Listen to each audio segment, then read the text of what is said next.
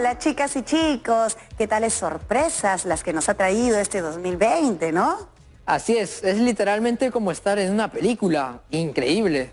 Claro, todo eso que no podía pasar porque era ciencia ficción, pasó. Película o mal sueño, estamos aquí. Es real. Sí, muy real. ¿Sabes? Una vez escuché esta frase. Ningún mar en calma hizo experto a un marinero. Sí, esa frase nos cae perfectamente. Hemos enfrentado muchos retos y nos hemos visto en la necesidad de crear nuevos hábitos o cambios en nuestra vida diaria. Hemos tenido que innovar. Este año también nos ha traído mucha tristeza y mucho aprendizaje.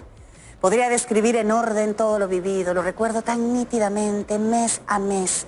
No solo recuerdo lo que ocurrió, sino las cosas que yo pensaba, las ideas y decisiones que iba tomando pensando en el futuro. Con todo lo que hemos vivido, se podría escribir una crónica, una historia con un recuento de todo lo ocurrido. ¡Qué tiempos difíciles! Sí, realmente, tenemos tanto que contar y tantas reflexiones que hacer y procesar. Hemos vivido experiencias y hemos reflexionado desde diferentes aspectos para proteger la salud integral, el derecho a la educación, el trabajo y la economía familiar y del país, la comunicación, la participación ciudadana y la relación del Estado y la comunidad. Para aprender es importante tomarnos un tiempo, poder reflexionar sobre estas situaciones para seguir desarrollándonos a pesar del contexto de incertidumbre, para avanzar en nuestros proyectos de vida y de país. Estef, ¿cómo era la frase que nos compartiste? Ningún mar en calma hizo experto a un marinero. Y como marineros expertos, es importante preguntarnos, ¿cómo nos han desafiado los hechos y la experiencia vivida el 2020 y cómo los hemos enfrentado? ¿Qué proponemos y qué compromisos asumimos para continuar con nuestros proyectos de vida y de país? El propósito de hoy será reflexionar acerca de las experiencias vividas durante el año 2020, asumiendo la necesidad de construir el Estado de Derecho y una cultura de legalidad en nuestro país y formular propuestas para una mejor convivencia, desarrollo y bienestar como país.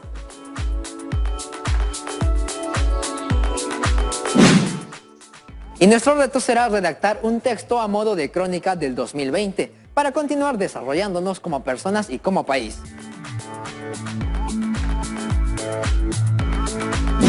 Importante. Estado de Derecho, cultura de legalidad. He escuchado anteriormente que estos se expresan en los marcos jurídicos. ¿Qué significan los marcos jurídicos? Para descubrir eso y mucho más, es hora de llamar a la profesora María Rodríguez. ¡Bienvenida! Hola profesora, nos da mucho gusto tenerla. Hola Stephanie Junior. Hola chicas y chicos de la promo 2020. Es una alegría estar con ustedes. Con respecto a la pregunta, el marco jurídico se refiere al conjunto de leyes, reglas, legislaciones y cualquier otro instrumento de carácter legal, dado por el Congreso o por el Gobierno nacional, provincial y distrital. Profesora, un ejemplo son las leyes, resoluciones y decretos como lo que se fue publicando a lo largo del año para el uso obligatorio de las mascarillas o para mantener la distancia entre las personas o para la escuela no presencial. Sí, y también forman parte del marco jurídico las normas de uso general o los instrumentos de tipo internacional por los distintos acuerdos y leyes, como la Constitución de cada país y también sus códigos. Ah, es entonces algo así como las reglas del juego para la convivencia. Claro, entiendo que las reglas del juego sirven para poder orientarnos y darnos una dirección en nuestra convivencia. Un juego sin reglas podría desordenarnos al punto de generar caos y violencia. Un juego sin reglas para todos puede ser peligroso. Importante lo que mencionan. Todos, para poder convivir y hacer de nuestra vida algo sostenible y estable, necesitamos tener un código de cómo comportarnos. Pero este código no viene de la nada o de deseos inmediatos. Se tiene que basar en algo que sea para todos por igual y que nos prometa desarrollo y bienestar. Con lo que comenta, recuerdo que al inicio de la pandemia, con el primer caso conocido aquí en Perú, se cerró todo y nos pusieron en cuarentena. Nos adelantamos a otros países y aunque igual iban a aumentar los casos, luego parecimos casi primeros en el ranking de los más enfermos. ¿Cómo es posible esto? ¿Qué hubiese sucedido si no se hubiese hecho nada desde antes que hubieran más enfermos?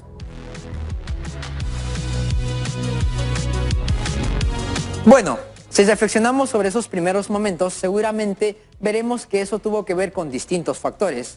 Quizá al principio hubo incredulidad sobre la posibilidad del contagio. También tenemos otros factores como que a la ciudadanía le fue difícil cumplir al inicio con esas reglas, ¿no? Yo calculo que nos tomó un poco más de un mes poder entender como ciudadanía que no debíamos salir de casa o visitar a las personas. Eso me hace pensar en que todas las personas somos como un equipo, desde los diferentes sectores. Por eso los estudiantes no asistieron a las escuelas y se creó Aprendo en Casa, para seguir aprendiendo durante la pandemia. El invierno fue duro. Cuando comenzó a subir la ola de contagios comenzamos a cumplir las normas.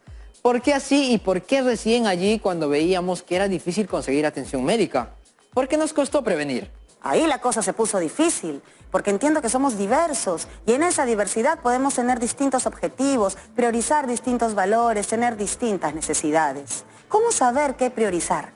Las razones han sido muchas y diversas. Es importante recordar que quienes formamos el tejido social tenemos distintas necesidades. Una de ellas ha sido la necesidad del trabajo. Nos hemos dado cuenta de que necesitamos manos en la presencialidad y que sin esa mano de obra es difícil mantener el flujo económico. Entonces, de pronto tuvimos que comenzar a decidir y optar por una estrategia para poder mantener nuestra salud y nuestra economía como parte de nuestro derecho a una vida digna con iguales oportunidades para todos. ¡Wow! Claro, vamos integrando. Por un lado sabíamos que todas y todos tenemos derecho a una vida digna. Por ello se quiso salvar la vida de las personas manteniéndolas en cuarentena, pero eso afectó mucho el trabajo de tanta gente, sobre todo a los informales. No trabajar impedía que puedan satisfacer sus necesidades básicas, que son también parte de esa vida digna. ¡Qué complejo todo! Por eso se optó por lo del bono universal, por ejemplo.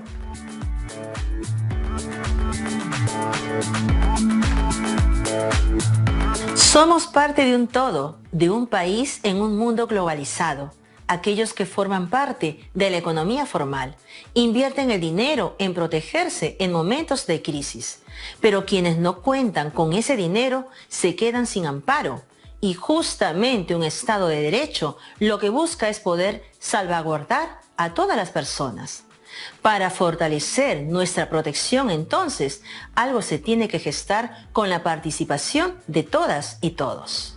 Entonces pueden tomarse las medidas y así garantizar una mejor protección para que en el mediano y largo plazo se pueda preservar la calidad de vida de esas personas en crisis como estas.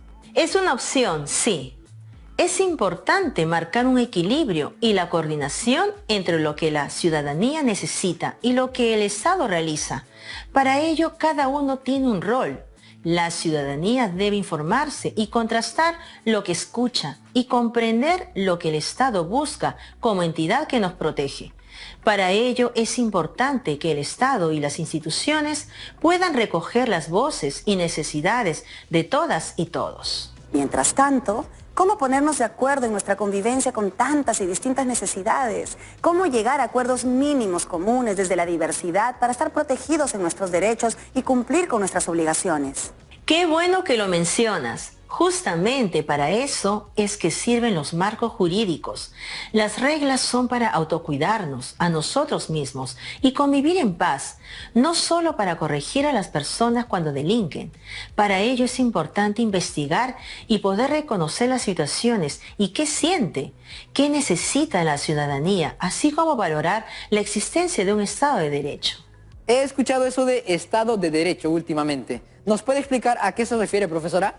Según la Organización de las Naciones Unidas, el Estado de Derecho puede definirse como un principio de gobernanza en el que todas las personas, instituciones y entidades públicas y privadas, incluido el propio Estado, están sometidas a leyes que se promulgan públicamente, se hacen cumplir por igual y se aplican con independencia. Eso de que se aplican con independencia tiene sentido para mí en un sistema democrático, pues en nuestro gobierno existen 3 poderes: legislativo, ejecutivo y judicial. Y la idea es que las personas que lo conforman sean independientes unas de las otras para darle objetividad a las acciones a tomar.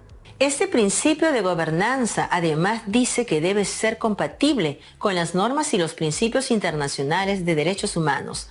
Esto significa que las leyes y reglas están reconocidas por toda la humanidad como legítimas a través de las instituciones que conforman la OEA, Organización de Estados Americanos o las Naciones Unidas. ¡Wow! Recién estoy comprendiendo esto del Estado de Derecho. Me alegro, Junior. Y por último, un Estado de Derecho para la ONU exige que se adopten medidas para garantizar el respeto de los principios de primacía de la ley, igualdad ante la ley, separación de poderes, participación en la adopción de decisiones, legalidad, no arbitrariedad y transparencia procesal y legal. A ver, vayamos por partes. Cuando dice que el principio de gobernanza es compatible con derechos humanos, entonces se habla de principios universales que guían y garantizan nuestros derechos como personas. Por ejemplo, tenemos derecho a disfrutar de una vida digna o de libre pensamiento. Sí, es importante conocer nuestros derechos humanos, como también es importante conocer nuestros deberes para poder honrar los derechos que tenemos en una convivencia. Comprendo. Entonces, no por mi derecho a tener bienestar puedo restarle bienestar a otro grupo humano. O no por pensar distinto voy a atentar contra la vida o los derechos de otros. Así es, pero esto no siempre sucede así. Por eso es necesario conocer cuáles son los límites y tener conocimiento de los temas. Además, es importante establecer un orden en las reglas de juego para todas y todos por igual. Para ser conocedores del tema, hay que informarnos, actualizarnos, así como investigar y reflexionar sobre el asunto para atender a las complejidades de manera justa. Así es. Para que exista un Estado de Derecho es importante estudiar, socializar, dialogar sin perder el punto central, que es la igualdad de oportunidades, así como la equidad y la justicia y otros principios que nos llevan al desarrollo, tanto personal como de país. Queda clara la importancia cuando revisamos algunos aspectos de nuestra convivencia. ¿Cómo nos llevamos entre nosotras y nosotros? ¿Somos capaces de llegar a acuerdos respetando los derechos de todos y de cada persona? ¿Cómo sé cuándo debo parar o seguir mis deseos? Hay que tomar en cuenta el bien común. Para ello hay que retomar la idea del establecimiento del orden y que éste vaya acompañado de poder diferenciar y definir una cultura de la legalidad. Esta significa que la cultura, etos, la forma de comportarnos como sociedad y pensamientos dominantes en una sociedad se guían por la observancia de la ley. ¿Sería algo así como sentirnos representados y realmente amparados por esa ley? Se trata de que haya un equilibrio de la sociedad con esa ley. Esta ley debe legitimarse, pues son leyes reconocidas por todos los actores de la sociedad como útiles para mejorar la convivencia. Claro, se consideran importantes porque las personas las consideran útiles al estimular un equilibrio entre el orden y la libertad.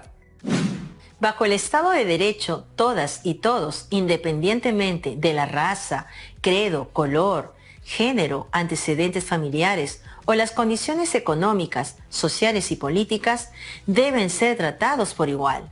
El gobernante, al igual que el gobernado, debe responder ante el Estado de Derecho. Godson 2000. Tiene sentido que las leyes sean para todas las personas por igual.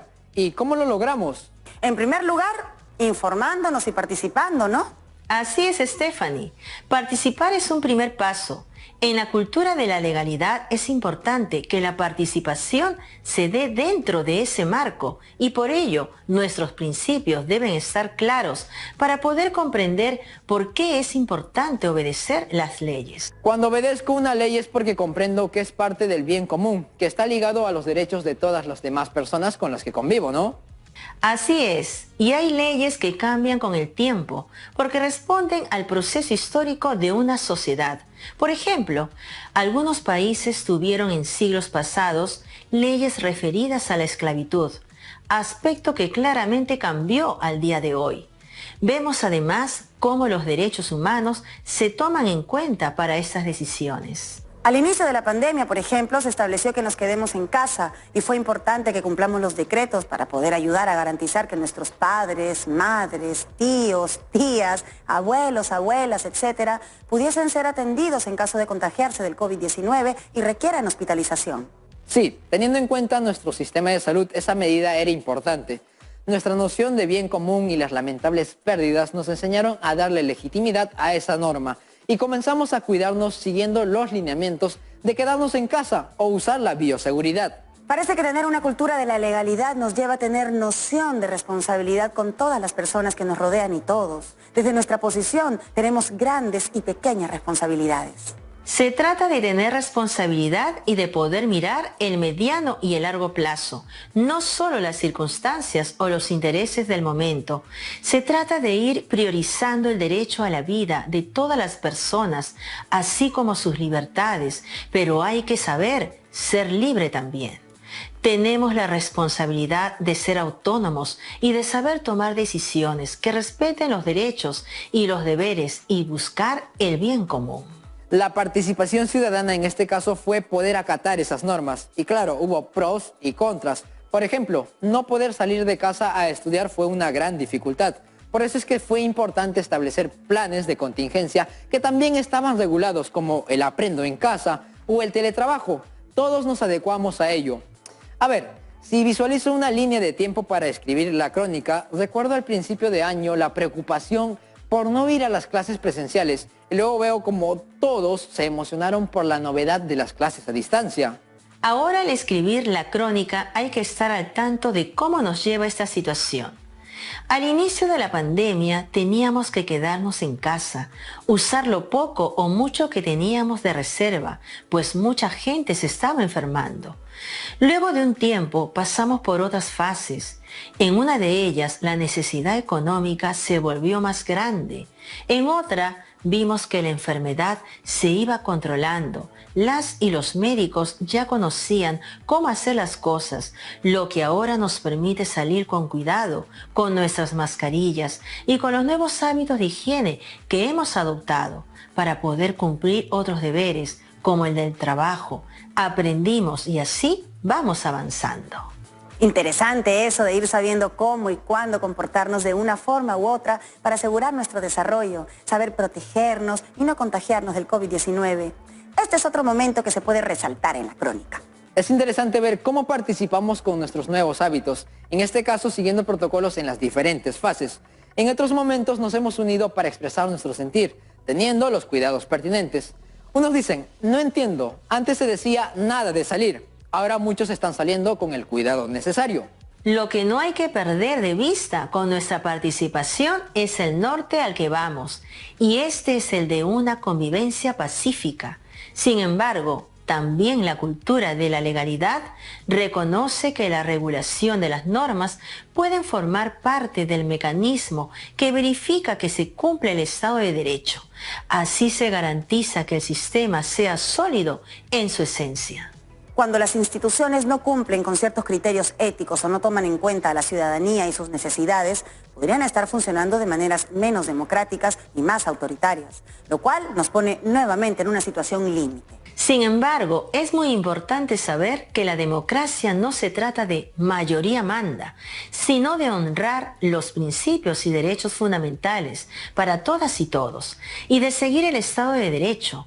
Teniendo los cuidados, podemos priorizar nuestra actuación como ciudadanos. Por eso es necesario reflexionar sobre los asuntos públicos para tomar posición y participar como ciudadanía. Participar y reconocernos de forma activa ante nuestra realidad es importante, pero no se trata de solo dejarse llevar por la pasión. Es muy importante la reflexión, la regulación de nuestras emociones e informarnos de distintas fuentes para no caer en sesgos, pues no quisiéramos convertirnos en lo que tanto criticamos. Sí, claro. Por ejemplo, no vamos a ser violentos, tenemos que poder dialogar y regular nuestras emociones para ser una sociedad más empática y ética. Con respecto a la ética, por ejemplo, podríamos sin darnos cuenta corrompernos con favores, como algo que es natural. Por eso es importante comprender nuestro comportamiento para ser correctos de acuerdo a la ley y a la ética. Hoy, cercanos al Bicentenario, se ha podido escuchar la voz de la ciudadanía adolescente y joven. ¿Qué se ha podido registrar de estas voces? Según Ipsos, en el estudio de valores para jóvenes peruanos en el 2019, tenemos 3 grandes desafíos como país. El 58% de los jóvenes creen que el problema principal es la corrupción. El 45% cree que es la delincuencia y el 33% cree que es un problema principal la violencia de género. ¿Pero eso se va a quedar así? ¿Cómo lo cambiamos?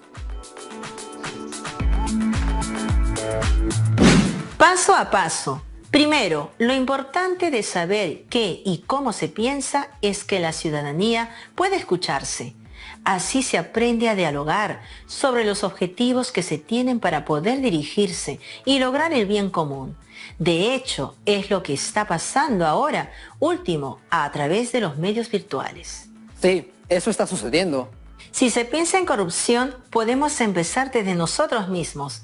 Hay que poder generar las condiciones en el tiempo para que esto vaya siendo distinto. Por eso la importancia tanto de ser coherentes como de fortalecer las instituciones y que se cree en ellas también. Una condición creada para las y los jóvenes, por ejemplo, es poder tener más espacios culturales que les permitan compartir su arte o las cosas que han aprendido. Teniendo esos espacios podemos conocernos mejor y conocer mejor a la juventud. Yo recuerdo una cita de Gandhi que dice: somos parte del cambio que queremos ver en el mundo. Para eso es importante revisar nuestros valores y si tenemos miedo, hay que poder encontrar en la comunidad apoyo para que ese miedo se disipe sin violencia, respetando las reglas del juego en una comunicación no violenta. Sí, la violencia trae miedo, no lo disipa. Por eso es tan importante saber manejar la ira que nos deja la indignación. No se trata de anular a los demás por no pensar como uno. La desconfianza nos polariza. Si somos distintos y nos sentimos defraudados, ¿cómo confiar? Con respecto a tu pregunta, Steph, recientemente vi esto sobre cómo es la generación del Bicentenario. Somos incondicionales con nuestros ideales. Pertenecemos al grupo generacional más joven, conocido como los Centennials. Somos la generación digital más experta. Somos menos pesimistas que el promedio de la población. El 94% pertenece a una red social. El 53% tiene smartphone. Somos organizados, disciplinados y planificamos nuestra vida y nos hacemos cargo de nuestros actos. Y aquí nuevamente el dato, que el 58% cree que el principal problema del Perú es la corrupción.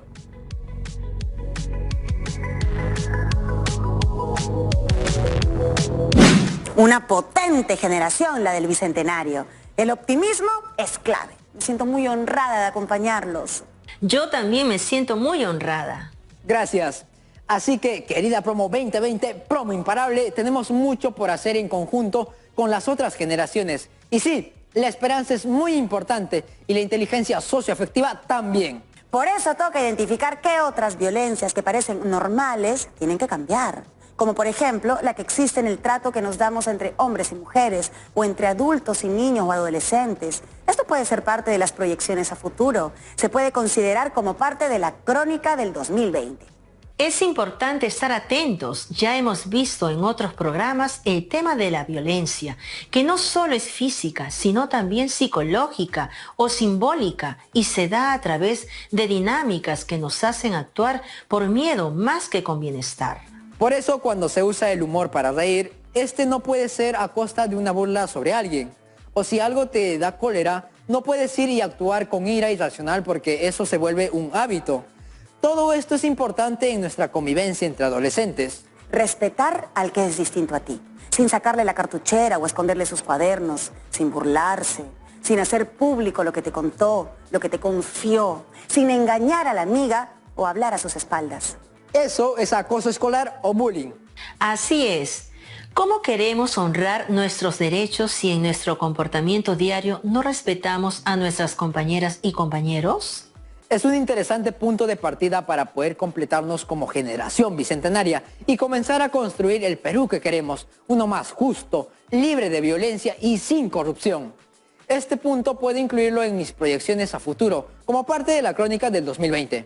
¿Qué proponemos y qué compromisos asumimos para continuar con nuestros proyectos de vida y de país? Según lo que hemos visto, es importante ser conscientes de cómo nos tratamos, de cómo manejamos nuestras emociones, al conversar con los demás y así saber qué es o no correcto hacer. Entre los compromisos que podemos tomar en cuenta está el de aprender a escuchar, no burlarnos o gritarles a las personas. Como ciudadanos podemos comprometernos a comprender lo que significa una cultura de la legalidad, y observar que ésta cumpla verdaderamente con el Estado de Derecho, sabiendo y defendiendo nuestros derechos y siendo responsables en el cumplimiento de nuestros deberes. Ahora les toca a ustedes, mi querida Promo 2020. El reto que tienen es redactar un texto a modo de crónica del año 2020 para continuar desarrollándonos como personas y como país.